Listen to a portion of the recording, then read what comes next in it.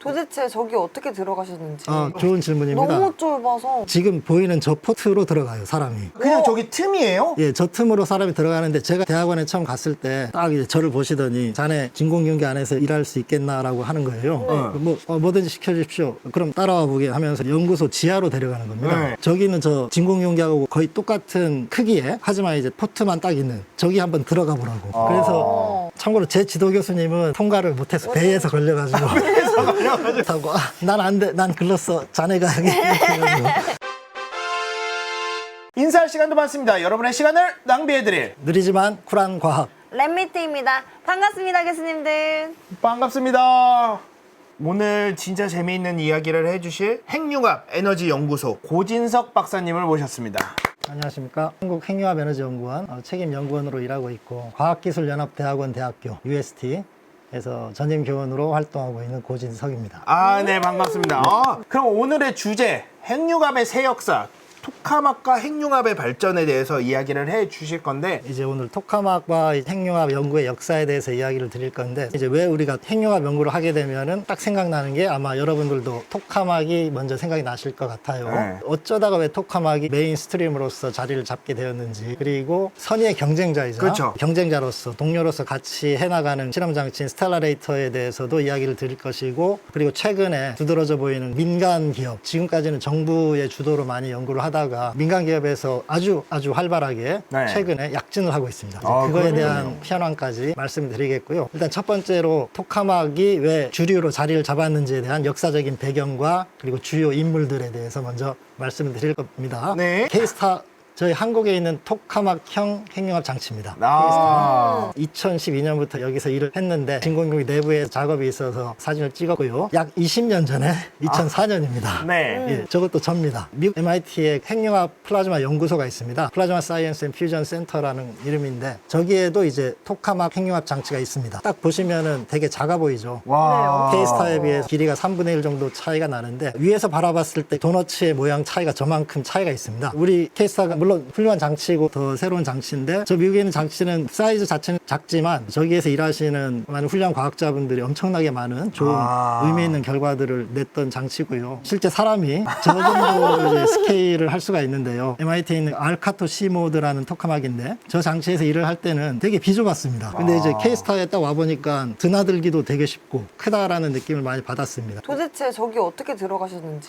좋은 질문입니다. 너무 좁아서. 지금 보이는 저 포트로 들어가요, 사람이. 그냥 저기 틈이에요? 예, 저 틈으로 사람이 들어가는데 제가 대학원에 처음 갔을 때 딱 이제 저를 보시더니 자네 진공경기 안에서 일할 수 있겠나라고 하는 거예요. 뭐든지 시켜주십시오. 그럼 따라와 보게 하면서 연구소 지하로 데려가는 겁니다. 네. 저기는 저 진공경기하고 거의 똑같은 크기에 하지만 이제 포트만 딱 있는 저기 한번 들어가 보라고. 미국 사람들 크거든. 예. 그래서 이제 그쵸.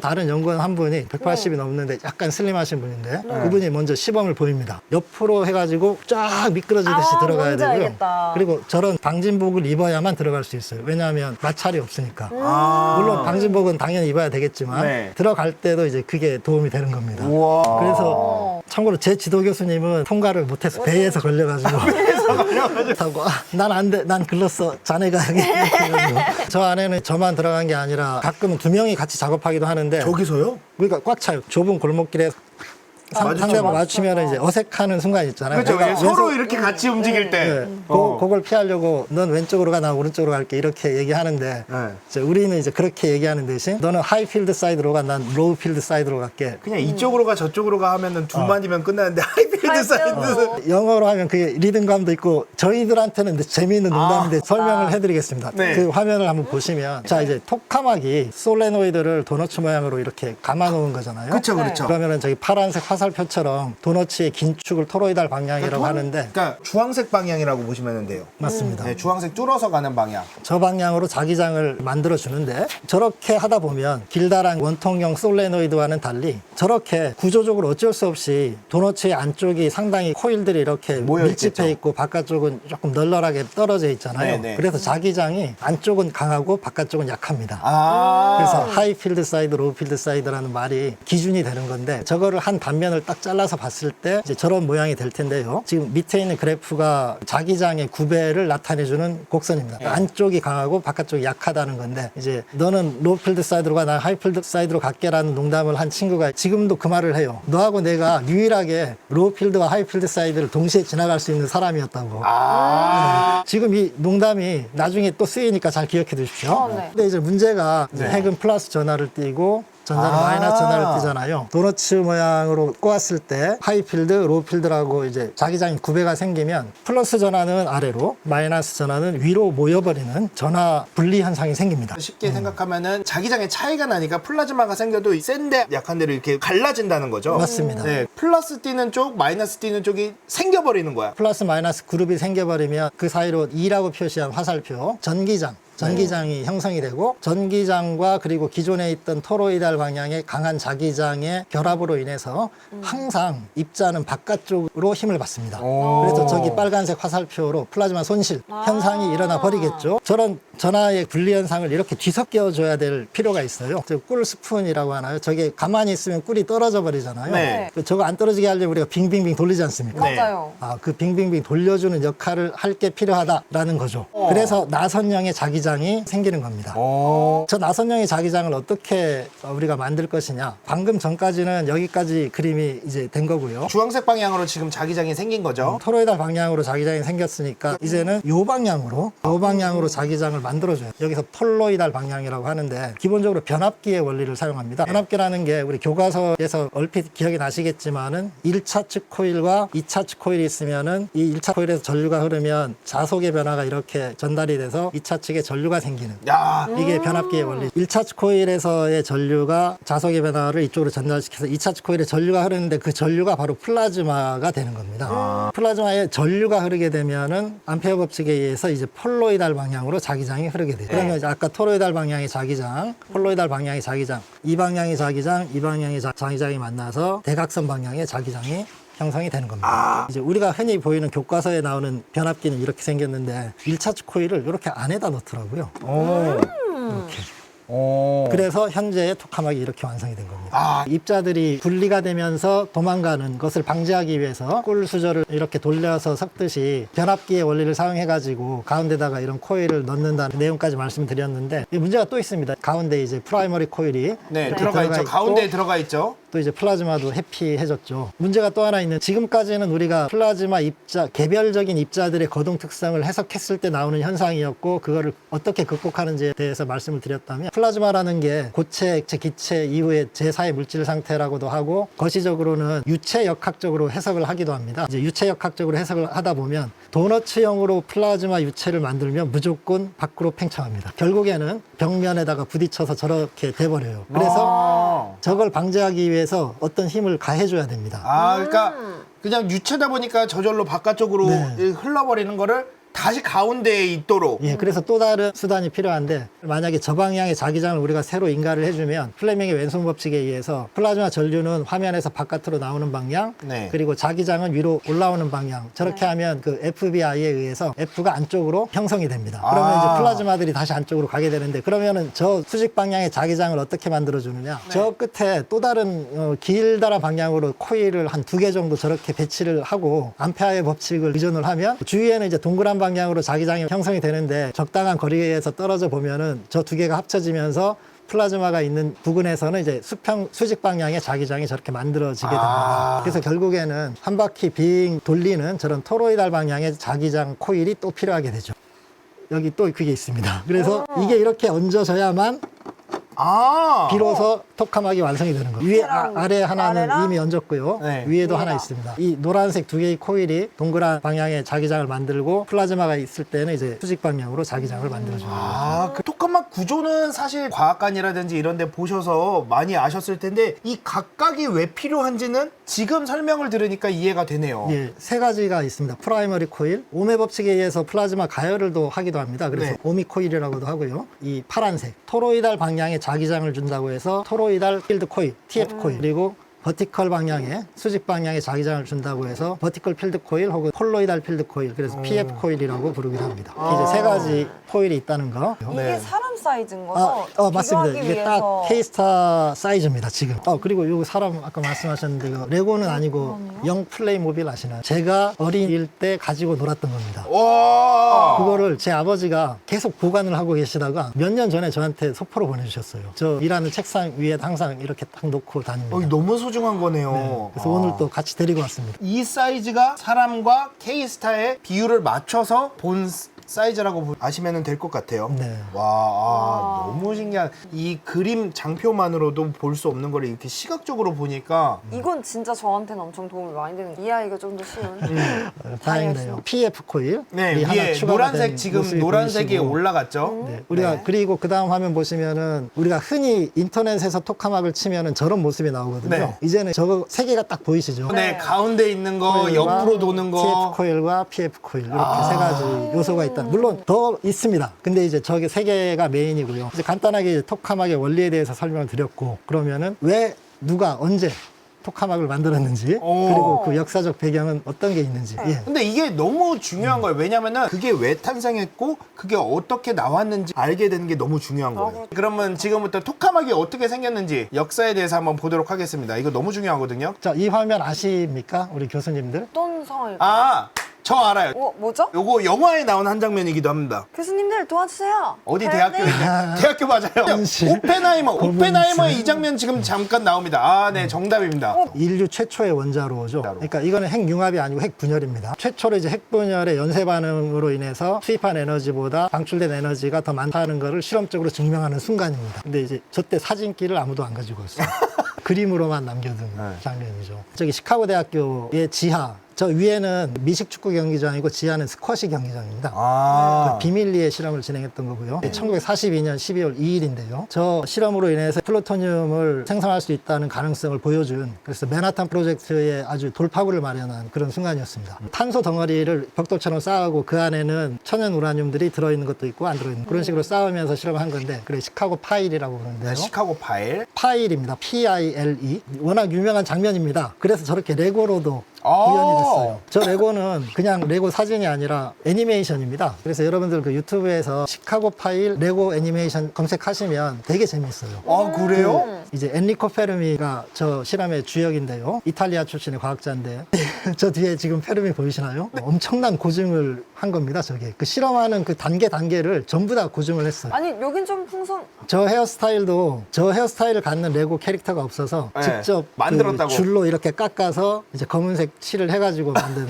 거고, 그리고 나중에 단체 사진을 찍습니다. 실제 단체 사진에 다 1:1 매칭이 되게끔 아, 단체 진짜? 사진이었어요. 저게 이제 아르곤 내셔널 랩이라고 미국에 있는 연구소인데, 거기서 이제 핵분열 임계 실험, 시카고 네. 파일 실험의 75주년을 기념해서 와. 저 레고 애니메이션을 만들었다고 합니다. 페르미가 주도를 한 시카고 파일 실험은 이제 핵분열 실험이었습니다. 네. 네. 그 대략 1년 전 어느 가을에 네. 1941년 9월에 뉴욕에 있는 콜롬비아 대학에서 엔리코 페르미가 저 옆에 있는 사람에게 오늘날 수소폭탄의 아버지라고 불리우는 에드워드 텔러 박사에게, 어이 에드워드, 나 핵융합에 대해서 너 아니? 이렇게 얘기를 합니다. 실은 우리가 지금 하고 있는 핵분열보다 핵융합이 훨씬 강해. 이 핵융합으로 폭탄 만들면 훨씬 강하다고 뭐 이런 식으로 이야기를 해줘요. 핵융합 반응은 이제 만들기 힘드니까 핵분열로 폭탄을 먼저 만들어서 그걸 도화선으로 해가지고 핵융합 폭탄을 만들어야 돼. 뭐 이런 식으로 설명을 쭉 해줍니다. 그 네. 현재의 수소폭탄의 모델을 엔리코 페르미가 저때 이미 알려줍니다.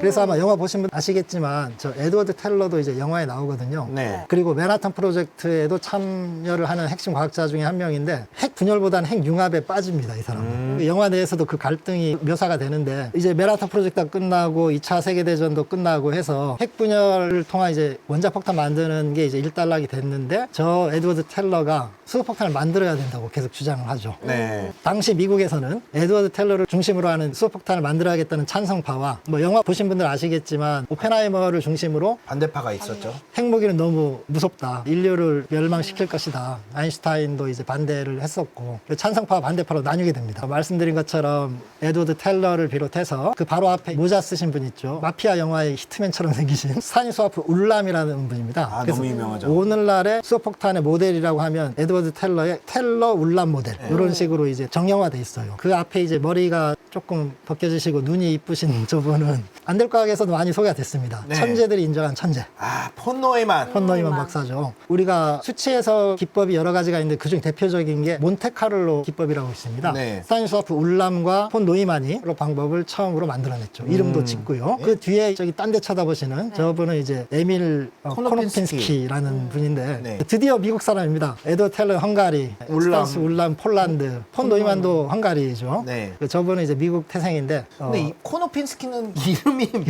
이름은 아닌데 미국 사람이네요. 예. 그 앞에 있는 분이 대표적인 리더였죠. 찬성파 리더 네. 루이스 스트로스. 아, 루이스 스트로스. 지금 사진이 두 개인데 오른쪽은 실제이고요. 네. 왼쪽은 이번에 아카데미 나무 조연상을 조연상. 받았죠. 되게 고증이 잘 됐습니다. 닮은 네. 사람을 잘 찾았네요. 오, 진짜로. 대표적인 반대파가 이제 아시다시피 이제 오펜하이머는 나중에 절대 만들면 안 된다고 했고 저 뒤에 계신 분은 레오 실라르드라는 분입니다. 메라타 프로젝트를 처음 할 때 아인슈타인이 루즈벨트에게 편지를 썼다고 알려져 있거든요. 독일이 핵폭탄을 만들기 전에 우리가 먼저 만들어야 된다라는 편지를 쓴 걸로 많이 알려져 있는데 사실 아인슈타인으로 하여금 그 편지를 쓰라고 부탁을 한 사람이 바로 실라르드입니다. 저분도 헝가리 분이고요. 되게 네. 평화주의자죠, 어떻게 보면. 저렇게 반대파 찬성파가 대립을 하던 그 분위기 속에서 결국은 만들었죠, 수소폭탄을. 찬성파가 강하게 승리를 할 수 있었던 계기가 두 가지가 있었는데 우리가 1945년에 핵폭탄이 일본에 투하가 됐었죠. 네. 미국이 만든 핵폭탄이 히로시마에 터트린 게 있고 나가사키에 터트린 게 있는데 나가사키에 터트린 게 이제 팬맨입니다. 그게 더 강한 폭탄인데 맨하탄 프로젝트가 끝나고 그로부터 약 4년 후에 1949년 8월에 소련이 팬맨하고 똑같은 원리로 똑같은 위력의 핵폭탄 실험을 성공합니다. 미국은 완전 쇼크를 받았죠. 그래서 우리 중에 첩자가 있다.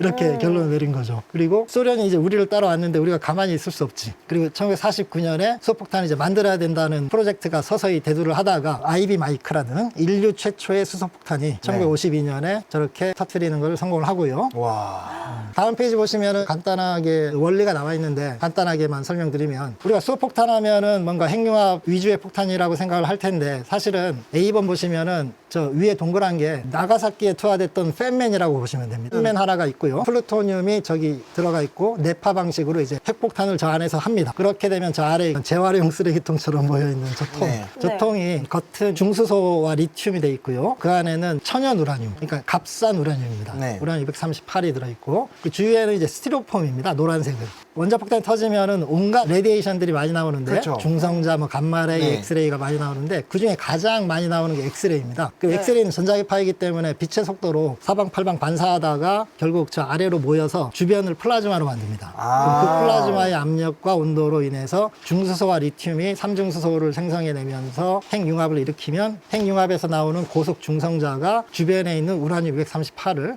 핵분열시킵니다. 저게 이제 텔러 울람 모델인데 지저분한 핵분열 핵융합 짬뽕 모델인 거예요. 사실은 한 75%의 출력이 우라늄 238 천연 우라늄에서 나왔습니다. 핵융합에서 나온 게 아니라 핵융합은 이제 값싼 우라늄을 핵 분열시켜주게 도와주는 중간 단계 정도의 역할을 했던 거죠. 왜 수소탄이 무섭냐 하면 팬맨 자체는 27킬로톤입니다. 네. TNT로 0.027 메가톤이고 지금 방금 저 보여준 아이비 마이크가 10 메가톤이거든요. 한 370배 정도 더 위력이 센데 근데 비용은 그렇게 리니어하게 증가하지 않습니다. 왜냐하면 진짜 비싼 재료들은 팬맨에 다 있거든요. 네. 농축 우라늄, 플루토늄은 위에만 있으면 되고 밑에는 값싼 재료들로만 구성을 하고 값싼 재료가 핵 융합할 수 있게끔 도와주는 역할을 해주는 거죠. 근데 우리가 출력을 높이고 싶으면 우라늄 238만 잔뜩 넣으면 돼요. 값비싼 재료는 아주 조금만 사용하고 값싼 재료는 원하는 만큼 사용할 수 있다. 그런 방식으로 작동을 하니까 무서운 겁니다. 그래서 이제 아까 말씀드렸던 것처럼 우리 안에 첩자가 있다라고 했잖아요. 가장 대표적인 이분도 1년 전인가 네, PD님이 PD님이 아마 하셨죠. 오펜하이머 영화 개봉되기 전에 오펜하이머 이야기를 쭉 하시다가 이 간첩 이야기를 했습니다. 이 오펜하이머 영화에도 등장을 합니다. 제 왼쪽에 있는 안경 끼신 분이거든요. 네. 영화에서는 존재감 없는 존재감 없는 약간 너드처럼 나옵니다. 핵심 멤버였기 때문에 계속 등장을 시켰고요. 있는데요. 이제 클라우스 푹스를 포함해서 그 당시에 활동했던 핵심 그 소련 스파이들입니다. 제 네. 왼쪽 분이 뉴욕 소련 영사고요. 뉴욕 주재. 저분이 이제 스파이 두목입니다. 그 옆에 있는 두 명이 부부입니다. 저 두 분은 남편하고 아내인데 그 다음에 이제 클라우스 푹스고 그 다음에 데이비 그린글래스라는 사람인데 저분은 저기 여자분의 남동생이에요. 클라우스 푹스하고 맨하탄 프로젝트에 직접 참여하는 사람이었거든요. 네. 제일 끝에 있는 분이 해리 골드인데 운반책입니다.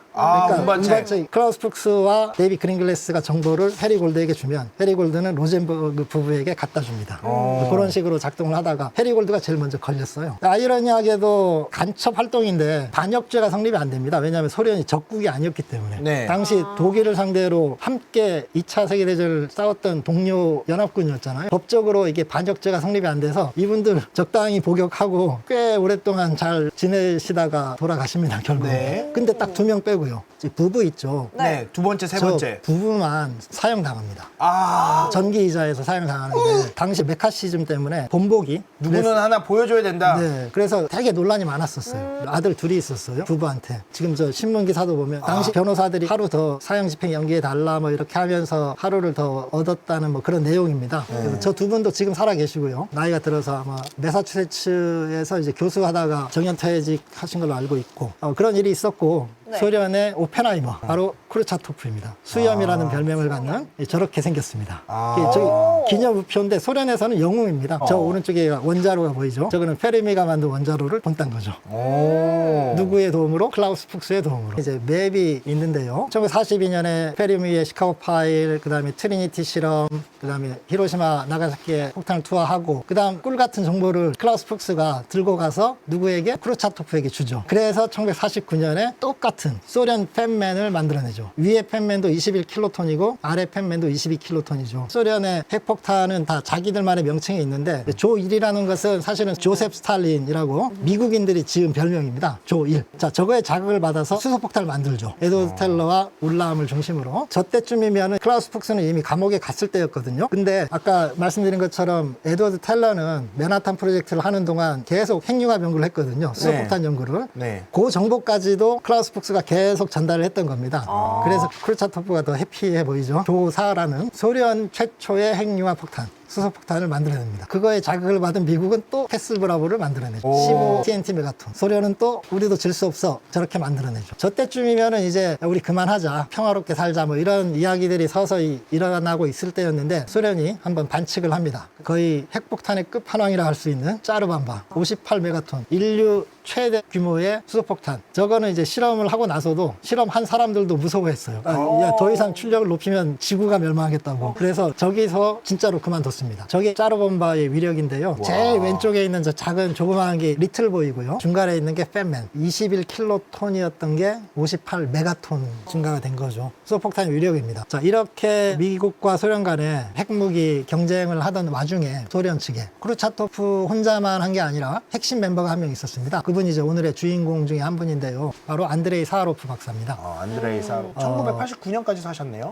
예, 오래 사셨죠. 소련 쪽의 로드맵을 보면 건식 리튬 네. 빨간색으로 표시되어 있고 다단식 빨간색으로 표시되어 있는데 물론 클라우스 푹스의 스파이 정보로부터 소련이 많은 도움을 받긴 했는데 나름 독창적인 혁신적인 아이디어가 가미된 요소들입니다. 그전에는 전 화살표를 역으로 올라가시면 액화 중수소라고 돼 있는데 수소폭탄의 핵융합 파트에 쓰이는 게 중수소인데 중수소를 미국에 처음에는 액체 상태로 보관을 했습니다. 그래서 냉각 시스템이 필요해서 상당히 번거로운 그런 시스템이었는데 소련의 수소폭탄은 건식 중수소와 리튬이라고 냉각이 필요 없는 고체 상태로 연료를 저장하는 방식의 수소폭탄이었습니다. 오, 뭔가 발전된 거네요. 발전됐습니다. 미국이 그걸 자극받아서 자기들도 건식 리튬을 한 거죠. 캐슬 브라보가. 그리고 다시 내려오면 건식 리튬 플러스 다단식인데 저 다단식은 텔러 울람의 다단식이 아니라 역시 독창적으로 개발한 다단식. 저 빨간색 두 개의 혁신을 누가 만들었냐? 저 사하로프 박사가 한 겁니다. 와. 사하로프 박사가 서방 측의 일당백 역할을 했던 거죠. 아, 에드워드 텔러의 수소폭탄과 그 전에 핵분열 폭탄까지 저분이 이제 핵심 멤버 역할을 했다. 소련의 영웅이었죠. 뭐 스탈린상, 레닌상, 영웅 칭호 뭔가 무시무시한 분인 것 같잖아요. 60년대에는 이분한테 상당히 많은 자유도가 주어졌는데 정부로부터 서서히 자기의 원래 모습을 보여주죠. 박애주의입니다. 박애주의. 이분은 소련의 확장 정책을 상당히 많이 반대를 했어요. 소련 아프가니스탄 침공을 국회에 가서 막 반대 연설을 많이 하고 그래서 결국엔 저 위에 받은 상이라든지 영웅 칭호 이런 게 모두 박탈되고 가택연금을 가죠. 그리고 1975년에 노벨 평화상을 받습니다. 우와, 과학자. 수소폭탄을 만든 사람이 노벨 평화상을 받았다고? 그러니까 수소폭탄도 만들었지만 내가 나라가 시켜서 내가 무기를 만들고 있는데 나의 재능을 이걸 제어 핵융합으로 돌리면 에너지를 만들 수 있지 않나라는 생각을 했던 거죠. 그래서 아까 말씀드렸던 요 토카막 개념 있죠. PF 코일이니 TF 코일, 변압기 이거를 저분 팀이 만든 겁니다. 소련제입니다. 소련제. 이름도 그래서 소련식 이름인 거죠? 맞습니다. 토카막도. 크루처토프 연구소가 생겨요. 그래서 거기에서 제어 핵융합 연구를 해서 토카막이라는 장치를 만들고 실험을 하다가 1962년에 자기들의 세 번째 버전 토카막 T3 네. 세 번째 버전 토카막을 만들고 여기서 돌파구를 달성을 합니다. 1000만 도 정도의 플라즈마 온도를 안정적으로 차폐시키는데 성공을 하고 1960년 되면은 핵융합에 대한 연구들이 서서히 오픈될 때였거든요. 서방 세계에서 이걸 보고 깜짝 놀랍니다. 우리들이 못하고 있던 거 소련이 한단 말이야. 네. 특히나도 또 다른 도너츠 모양의 플라즈마 제어 핵융합 실험을 하던 미국의 프린스턴 대학교의 리만 스피처라는 분이 의심을 합니다. 저 소련의 데이터 저거 가짜일 것 같아요. 우리를 속이는 것 같습니다. 그래서 서방 세계에서 자기들이 나름 검증되어 있다고 하는 온도 측정 시스템을 톰슨 산란 시스템이라고 하는 건데 그걸 들고 직접 T3를 방문해서 설치하고 자기들이 직접 온도를 재보겠다. 온도를 측정해서 눈으로 확인합니다. 그래서 1969년에 네이처지에 그들이 맞았어. 오, 인정. T3에서 온도 측정했고 옛날에 소련인들이 측정한 거와 일치를 했다. 너네 승. 이때부터 이제 토카막의 시대가 열린 겁니다. 그래서 토카막이 저 소련 말의 약자거든요. 두 가지 버전이 있는데 이제 영어로 번역을 하면 토로이달 체인버 with magnetic coils 혹은 토로이달 체인버 with axial magnetic field. 엑시얼이라는 게 토로이달 필드 코일을 말합니다. 토카막 승. 기념우표도 만들어지고요. 와. 일단승. 예. 일단이란 말은 나중엔 또 달라진다는 건가요? 엎치락뒤치락 이야기가 또 네, 이어지죠. 요렇게 그래서 기념우표도 만들. 인사할 시간도 많습니다. 여러분의 시간을 낭비해드릴 느리지만 쿨한 과학. 랩미팅이었습니다. 감사합니다, 교수님들. 감사합니다.